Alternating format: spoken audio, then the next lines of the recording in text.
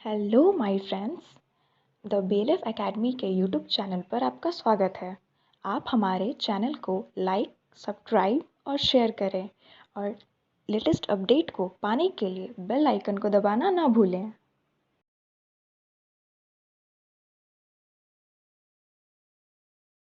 Welcome to the BLF academy. मैं am Gopal Rajput Bhikna Pahadi से आज फिर आपके साथ आया हूं। और जिस प्रकार मैंने पिछले वीडियोस में आपको बताया है कि कैसे कॉम्पिटिटिव इंग्लिश की तैयारी करते हैं और कॉम्पिटिटिव इंग्लिश के अंदर जो मोस्ट इंपॉर्टेंट चैप्टर्स हैं या जो चैप्टर्स से क्वेश्चंस आते हैं उन चैप्टर्स को किस तरह से हम लोगों को याद करना है, किस तरह से हम लोगों को पढ़ना है ताकि इस लॉकडाउन के दौरान भी हमारा चैप्टर्स आसानी से बने। और उसी में हमने जो सेंटेंस के बाद दूसरा चैप्टर स्टार्ट किया है उसका नाम आर्टिकल्स है। और आर्टिकल्स में पहले भी मैंने कई सीरीज चलाए हैं, ये अगली सीरीज आर्टिकल्स की चल रही है जिसमें हम द के यूज को बताने जा रहे हैं। इसके पहले मैंने आपको द के बहुत सारे यूज बताए थे, फिर आज मैं द के यूज को बताने जा रहा हूं और उनको बाकायदा एग्जाम्पल्स के साथ में बताने जा रहा हूं। और मैं आपको एक बात बता दूं कि आप केवल मेरे साथ काम करिए। प्रत्येक दिन आपको प्रत्येक चैप्टर्स पे वीडियो दिए जा रहे हैं, आप सीरियल वाइज वीडियोस को देखें और देख करके मेहनत करें, निश्चित रूप से आपका जो है भविष्य अच्छा होगा। अब मैं आता हूं आपके साथ इस क्लासेस के माध्यम से। तो मैं ये कह रहा था आपको समझना यह है कि द का यूज कहां कहां करते हैं। तो मैंने द के यूज के लिए बताया था कि अगर दुनिया में कोई चीज खोज की गई है जिसको इंग्लिश में हम इन्वेंशन बोलते हैं, INVENTION, तो इन्वेंशन बोलते हैं। इन्वेंशन के पहले आप द का प्रयोग करते हैं। कई बार बच्चे मेरे से पूछते हैं इन्वेंशन में और डिस्कवरी में क्या अंतर है। डिस्कवरी की स्पेलिंग होती है DISCOVERY। डिस्कवरी का मतलब वो दुनिया में पहले से वो चीज थी, हमने उस पर से केवल उसका पर्दा हटाया, दैट इज कॉल्ड डिस्कवरी। और इन्वेंशन का मतलब जो चीज दुनिया में नहीं थी हमने नए तरीके से उसको खोजा। तो कोई चीज अगर इन्वेंट की गई है उसके पहले हम लोग जो है द का प्रयोग करेंगे। उसके बाद हम लोग जो है द का प्रयोग किसके पहले करेंगे? होटल्स के पहले करेंगे, रेस्टोरेंट्स के पहले करेंगे, सिनेमा हॉल्स के पहले करेंगे, इन सब चीजों के पहले द का प्रयोग करेंगे। उसके बाद हम जो है द का प्रयोग और भी बहुत सारी चीजों के साथ करेंगे, लेकिन वन बाय वन हम एग्जाम्पल्स के माध्यम से आते हैं ताकि हमें अच्छी तरह समझ में आए। आइए हम बोर्ड के माध्यम से देखते हैं। तो सबसे पहला मैंने कहा कि दुनिया में अगर कोई चीज इन्वेंशन की जाती है, इन्वेंशन की जाती है मतलब उसका खोज किया जाता है, तब उसके पहले हम द का प्रयोग करते हैं। जैसे यहां पे अगर हम एग्जाम्पल के रूप में लेते हैं, अगर हम एग्जाम्पल लेते हैं तो इन्वेंशन का मतलब क्या होता है? खोज। इसको हिंदी में कहते हैं खोज। अब बताइए कि हम टीवी का खोज किए हैं, टीवी हमारे पास था नहीं, तो द टीवी हो गया। इसको हम लोग द टेलीविजन भी कह सकते हैं, द हम लोग इसको टेलीविजन भी कह सकते हैं, ये हमारा सही हो जाएगा। लेकिन ध्यान दीजिएगा, अगर हमने इसको केवल टेलीविजन कहा, अगर टेलीविजन कहा तो ये हमारा क्या हो जाएगा? गलत हो जाएगा। लेकिन अगर जैसे ही हम इसको द टेलीविजन करते हैं वैसी स्थिति में ये हमारा सही हो जाता है। ठीक इसी तरह से हमारे सामने न्यूज़पेपर है। न्यूज़पेपर का मतलब होता है समाचार पत्र। किसी समाचार पत्र के पहले, इसको हिंदी में कहते हैं समाचार पत्र। कोई भी समाचार पत्र है उसके पहले हम द का प्रयोग करते हैं। जैसे टेक एन एग्जांपल, हम लिखते हैं the times of India. The times of India लिखते हैं, ये हमारा सही हो जाता है। लेकिन अगर हम टाइम्स ऑफ इंडिया अगर करते हैं, ध्यान देंगे बोर्ड पे, अगर हम इसको टाइम्स ऑफ इंडिया करते हैं तो वैसी स्थिति में हमारा ये जो स्ट्रक्चर है ये हमारा गलत हो जाता है, क्योंकि इसके पहले हमने द नहीं लगाया। अगर हम यहाँ पे द लगाते हैं, जैसे हम यहाँ पे द लगाते हैं तो द टाइम्स ऑफ इंडिया ये न्यूज़पेपर हो गया, यहां पर ये हमारा आकर के सही हो गया। ठीक इसी तरह से हमारा म्यूजियम है। म्यूजियम के हिंदी में हम लोग संग्रहालय कहते हैं। म्यूजियम को हिंदी में क्या बोलते हैं? संग्रहालय। जैसे पटना में पटना म्यूजियम है, अब यहाँ पे कहेंगे the Patna museum, the Patna museum कहते हैं, ये सही हो जाता है। लेकिन अगर कहते हैं पटना म्यूजियम, पटना म्यूजियम, ये हमारा क्या हो जाएगा? गलत हो जाएगा। इसी तरह से हमारे पास लाइब्रेरीज है। लाइब्रेरी का मतलब पुस्तकालय होता है। अगर यहाँ पे कहते हैं पुस्तकालय, जैसे कहते हैं the Patel library, the Patel library, तो द पटेल लाइब्रेरी जो हम कहते हैं ये हमारा सही होता है। लेकिन अगर हम कहते हैं पटेल लाइब्रेरी, अगर हम लोग कहते हैं पटेल लाइब्रेरी, ये सेंटेंस हमारा गलत हो जाता है, क्योंकि यहाँ पे हमारा लूप होल है। वो लूप होल क्या है कि यहाँ पे हमने द का प्रयोग नहीं किया है। द का प्रयोग नहीं होने की वजह से यहाँ गलत है। पटना म्यूजियम में भी यहाँ पर हमने द का प्रयोग नहीं किया, इसलिए गलत हो गया। अब आइए, हमने कहा होटल्स, तो होटल्स का अगर एग्जाम्पल लेते हैं होटल्स का, जैसे कहते हैं द मौर्या, पटना में मौर्या होटल है, ये सही है। अगर हम यहाँ पे कहते हैं मौर्या, अगर हम यहां पे कहते हैं मौर्य मौर्य, तो ये मौर्य जो कहते हैं ये हमारा गलत हो जाएगा, क्योंकि लूप होल यहाँ पे है, आर्टिकल का प्रयोग नहीं है। इस तरह से हमारा रेस्टोरेंट है पटना में, डाकबंगला चौराहा के पास में एक रेस्टोरेंट है जिसका नाम है फूड जंक्शन। तो अगर हम इसको कहते हैं the food junction, the food junction, the food junction, restaurant को हिंदी में क्या बोलते हैं? भोजनालय। तो द फूड जंक्शन कहते हैं, ये हमारा सही होता है। लेकिन अगर हम कहते हैं भाई फूड जंक्शन, तो वैसी स्थिति में ये सेंटेंस हमारा गलत होता है, क्योंकि यहाँ पे लूप होल है।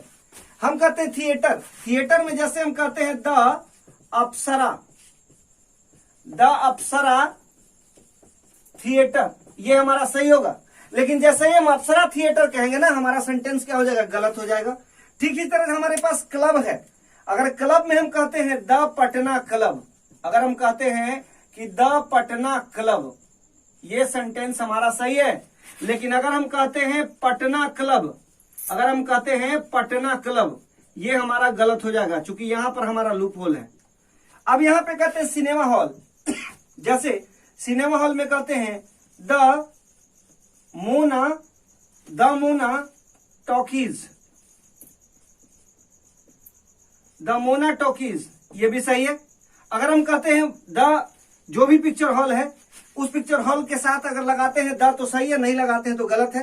पब्लिक प्लेसेस, कोई भी पब्लिक प्लेस अगर है तो पब्लिक प्लेस के पहले हम लोग द का प्रयोग करेंगे। पब्लिक प्लेस में क्या हो सकता है? द जू हो सकता है। जू का मतलब क्या होता है? चिड़ियाघर होता है। द जू सही है।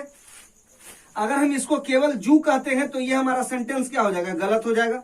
तो इस तरह से मैंने आपको कहा कि अगर इन्वेंशन का मतलब खोज होता है। अगर कोई खोज आपने किया है, जैसे कहते हैं द टेलीविजन, तो ये खोज किया गया चीज है, तो इसके पहले द का प्रयोग होगा। द रेडियो, रेडियो के पहले भी द का प्रयोग होगा। समाचार पत्र का मतलब हो गया the times of India, the Hindu, the Dainik Jagran, सही है। म्यूजियम का मतलब होता है संग्रहालय, जैसे बोलते हैं the Patna museum.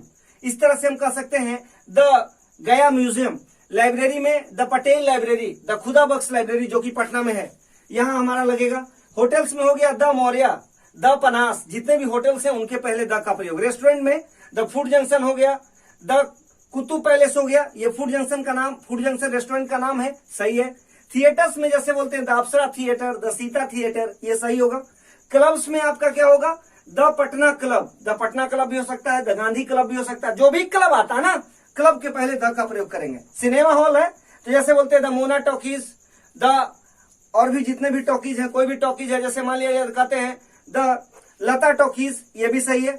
Public places का मतलब जैसे हो गया द जू हो गया, द जू है वो सही है। द गांधी मैदान पब्लिक प्लेस है, वहां भी जाकर के हमारा आर्टिकल जो लगेगा वो सही होगा। मुझे लगता है ये 10 को आपने अच्छी तरह समझा है। आप लोग अब इसको नोट करें, फिर इसके बाद आगे मैं आप लोगों को बताता हूं। पहले इसको अच्छे से आप लोग नोट करिए। अभी मैंने आपको 10 चीजों के पहले आर्टिकल लगाने के लिए बोला। अब जो आर्टिकल्स के कुछ सिलेक्टेड रूल्स हैं, उन रूल्स को जानना है। सबसे पहले एक बात मैं आपको बता दूं कि एडजेक्टिव्स में कई एडजेक्टिव्स हैं जिनके आने के बाद अगर नाउन आता है तो वहां द का प्रयोग नहीं करते हैं। जैसा कि मैंने पिछले क्लास में बताया, पॉसेसिव एडजेक्टिव, डेमोन्स्ट्रेटिव एडजेक्टिव और डिस्ट्रीब्यूटिव एडजेक्टिव, 3 ऐसे एडजेक्टिव्स हैं जिन एडजेक्टिव्स के साथ अगर नाउन आता है तो उनके पहले आर्टिकल का प्रयोग नहीं होता है। यहां मैं एक ऐसे एडजेक्टिव का नाम लेने जा रहा हूं जिस एडजेक्टिव का नाम है ऑर्डिनल एडजेक्टिव। उस एडजेक्टिव का नाम है ऑर्डिनल एडजेक्टिव। अब आपके दिमाग में आ रहा होगा ये ऑर्डिनल एडजेक्टिव होता क्या है। अगर ऑर्डिनल एडजेक्टिव आता है, अब ऑर्डिनल एडजेक्टिव में कौन कौन से वर्ड आते हैं? जैसे आपका आता है फर्स्ट आता है, सेकेंड आता है, ठीक इसी तरह से आपका थर्ड आता है, इस तरह से सीरीज चलेगा, नेक्स्ट आता है। इस तरह के वर्ड्स अगर आते हैं तो इस तरह के जो वर्ड्स आते हैं, इन वर्ड्स के पहले द का प्रयोग होता है। इन वर्ड्स के पहले किसका प्रयोग होता है? द का। ऑर्डिनल एडजेक्टिव अगर आता है, ऑर्डिनल एडजेक्टिव के पहले द का प्रयोग करते हैं। जैसे यहां पे हम लोग एग्जाम्पल के तौर पे लिखते हैं the first PM of India. ये हमारा सेंटेंस सही है। क्योंकि देखिए पूछिएगा सर कैसे सही है, तो यहां देखो आर्टिकल का 2 नंबर रूल काम कर रहा है। 1 नंबर यहां आर्टिकल है, यहां पे आपका क्या हो गया? एडजेक्टिव हो गया, और यहां पर आपका क्या हो गया? नाउन हो गया। पहला मैंने कहा कि ऑर्डिनल एडजेक्टिव से पहले द का प्रयोग करते हैं, तो यहाँ ऑर्डिनल एडजेक्टिव तो है, ऑर्डिनल एडजेक्टिव के बाद नाउन भी है, तो वैसी स्थिति में द का प्रयोग ऑर्डिनल एडजेक्टिव से पहले होगा। यानी किसी सेंटेंस में अगर ऑर्डिनल एडजेक्टिव आता है तो ऑर्डिनल एडजेक्टिव से पहले हम लोग द का प्रयोग करते हैं। 2 नंबर बात, जो सबसे इंपॉर्टेंट बात है, जो कई एक एग्जाम्स में कॉमन एरर में पूछा गया, वीवीआई क्वेश्चन है जिसको हम सभी को समझना है। और वीवीआई क्वेश्चन है, अगर किसी सेंटेंस में एक नाउन आता है, उसके बाद अगर ऑफ आता है और फिर दूसरा नाउन आता है, सिंबल के रूप में इसको नाउन 1 कहेंगे, इसको नाउन 2 कहेंगे। अगर किसी सेंटेंस में 2 नाउन के बीच में ऑफ आता है, वैसी स्थिति में पहले नाउन से पहले द का प्रयोग होगा। बच्चों ध्यान से समझोगे, मैंने कहा एक सेंटेंस के अंदर अगर 2 नाउन आता है और 2 नाउन में एक नाउन के बाद यानी दोनों नाउन के बीच में ऑफ प्रीपोजिशन का प्रयोग होता है, तो वैसी स्थिति में हम लोग द का प्रयोग करते हैं। जैसे हम यहाँ पे सेंटेंस लेते हैं एग्जाम्पल के रूप में, जैसे कहते हैं the Ram of Ramayana, the Ram of Ramayana, ये हमारा सही है। अगर सेंटेंस को हमें गलत करना है कॉमन एरर में, तो ये गलत होगा राम ऑफ रामायणा, ये हमारा सेंटेंस गलत हो जाएगा क्योंकि यहाँ पे हमने द नहीं दिया है। यही मैं कहना चाह रहा हूं कि अगर किसी सेंटेंस में 2 नाउन आते हैं और उनके बीच में अगर ऑफ आता है तो पहले नाउन से पहले द का प्रयोग करते हैं। अब मैंने आपको बताया था कि जब किसी प्रॉपर नाउन को कॉमन नाउन बनाते हो, अगर यहाँ पे आपका प्रॉपर नाउन है, अगर यहाँ पर आपका प्रॉपर नाउन है और प्रॉपर नाउन अगर कॉमन नाउन बनता है, अगर प्रॉपर नाउन कॉमन नाउन बनता है, तो वैसी स्थिति में उस कॉमन नाउन से पहले a/n का प्रयोग होता है। लेकिन अगर कॉमन नाउन को अब्स्ट्रैक्ट नाउन बनाते हो, कॉमन नाउन को क्या बनाते हो, अब्स्ट्रैक्ट नाउन बनाते हो, अगर कोई कॉमन नाउन अब्स्ट्रैक्ट नाउन बनता है तो ऐसी स्थिति में इस अब्स्ट्रैक्ट नाउन से पहले द का प्रयोग करते हैं। जैसे दोनों एग्जांपल्स को देखना, मैंने कहा प्रॉपर नाउन को कॉमन नाउन बनाओ। जैसे कहते क्या, you are a Virat Kohli, you are a Virat Kohli, sentence देखना सही है। इसकी हिंदी क्या होगी, आप विराट कोहली के जैसे हो, आप विराट कोहली के क्या हो, जैसे हो। यानी ये प्रॉपर नाउन क्या बन गया, कॉमन नाउन बन गया। जब तक विराट क्रिकेट की दुनिया में नहीं आए थे, तब तक विराट कोहली का नाम उतना फेमस नहीं था, जो कि अनुष्का शर्मा के पति हैं, जिनको कि विरुष्का के नाम से बुलाया जाता है। तो मैंने कहा you are a Virat Kohli, आप विराट कोहली के जैसे हो। यानी जब प्रॉपर नाउन कॉमन नाउन बना, तो वैसी स्थिति में हमने प्रॉपर नाउन के पहले जो है ए का प्रयोग किया, you are a Virat Kohli. लेकिन जब कोई कॉमन नाउन अब्स्ट्रैक्ट नाउन बन जाए, तो कॉमन नाउन के अब्स्ट्रैक्ट नाउन बनने की स्थिति में उससे पहले हम लोग किसका प्रयोग करते हैं, द का प्रयोग करते हैं। जैसे यहां एग्जाम्पल के तौर पे लिखते हैं, the father in my brother, the father in my brother,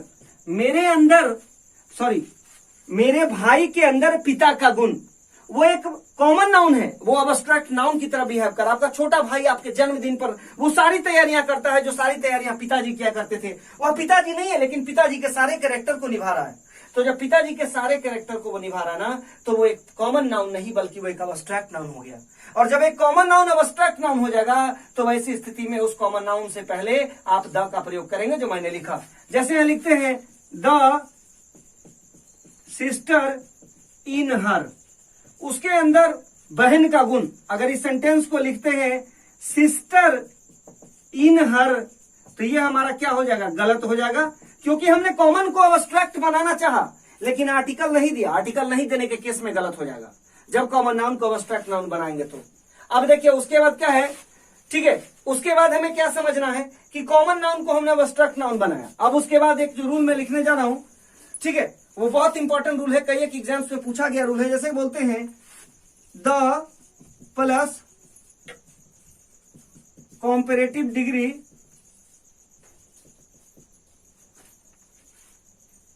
plus subject plus verb, ध्यान देंगे। और इसी सेंटेंस, इसी को रिपीट करेंगे, the plus comparative degree, plus लिखेंगे कॉम्परेटिव डिग्री के बाद सब्जेक्ट और प्लस जो है वर्ब लिखेंगे।